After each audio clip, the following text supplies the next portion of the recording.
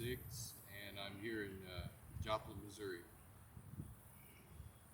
And I was in Kansas City.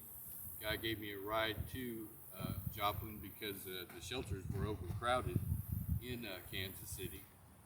And I got my wallet stolen, which had my driver's license and everything. I had to get a new driver's license and start off from getting a birth certificate first and then getting a driver's license. And it's just, I've been stalled in, I've been here now a month and a half. Where did you come from before that? I was in Tulsa, and where I was at in Tulsa, my roommate, or the man that I was renting from, he got murdered. He was murdered by a guy that they was drinking. It's probably involuntary manslaughter. I wasn't there when it happened, but the guy shot him in the back of the head with a crossbow. I don't know if it was an accident or if just from them being drinking that something. Did you hitch up here?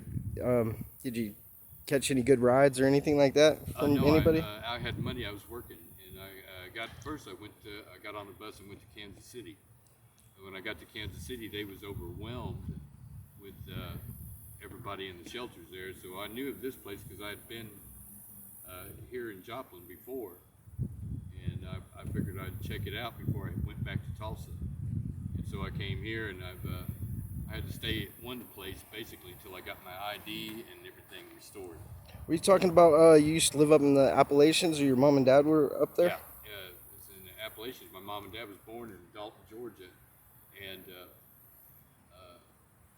my dad lived in Dalton, Georgia, and my mom lived in Tulsa, Oklahoma, because they separated. And that's where my brother and my sister is in Tulsa.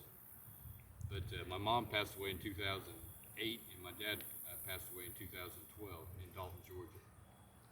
Georgia was pretty cool. I liked it. It's pretty much now where I was at. It used to be the carpet capital of the United States, but now that most of their carpet is now being transported from India and everything, it's no longer. It's just a distribution place. A lot of people lost their jobs.